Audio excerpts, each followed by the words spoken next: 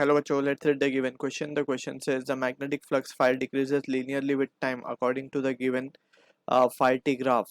Which of the following graphs represent variation of EMF induced E against time? So basically हमें एक phi that is flux versus time का एक graph given है and we need to check which of the option represents the graph for induced EMF versus time. So हम अगर बात करें for this question we need to understand about the concept of Faraday's and Lenz law. So according to Faraday's law, जब भी magnetic flux associated with the coil changes and EMF is induced in the coil और उस EMF का जो magnitude है it is given by the expression E is equals to mod of d phi by dt, right? So this is what the expression of Faraday's law is. Also अगर हमें उस induced EMF की वजह से होने वाले induced current की direction पता करनी है तो for that we need to go for Lenz law.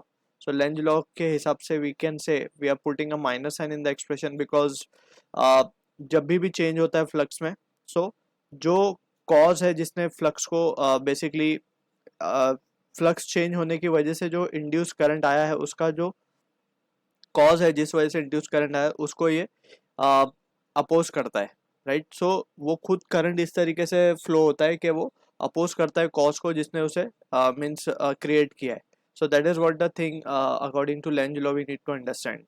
अब यहाँ पे we can see from the situation given हमें एक ग्राफ गिवन है. So accordingly we can see के फाई जो है वो नेगेटिव स्लोप बेसिकली हमें देखने को मिल रहा है यहाँ पे फाई वर्सेस टी का,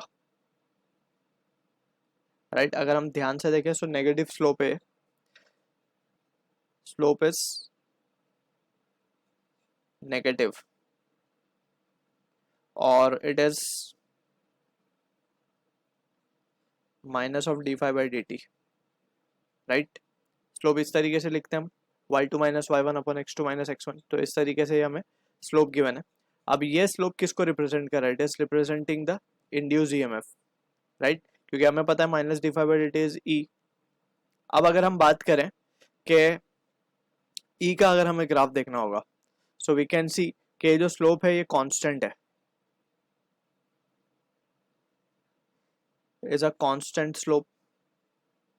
सो ई की वैल्यू क्या आएगी? कांस्टेंट आएगी. हम किसी भी पॉइंट पे से देख सकते हैं कि स्लोप की वैल्यू क्या होगी. कोई भी दो पॉइंट अगर हम ले लें सो इन दैट सिचुएशन स्लोप की वैल्यू हमें हमेशा सेम मिलेगी क्योंकि angle also we can say कि स्लोप को हम टेन थीटा लिखते हैं. सो कोई भी एंगल पे अगर हम पॉइंट पे थीटा कंसिडर करें so it will be the same. So in that situation हम कह सकते हैं कि ई का जो ग्राफ आएगा सो सिंपली हम इसे कह सकते हैं कि जो ई का ग्राफ आएगा it will be a constant graph, right? So this is what the situation we can say we are getting at time t naught. So from this we can say option 2 जो होगा हमारा correct answer होगा for this question. I hope you understood the solution. All the best.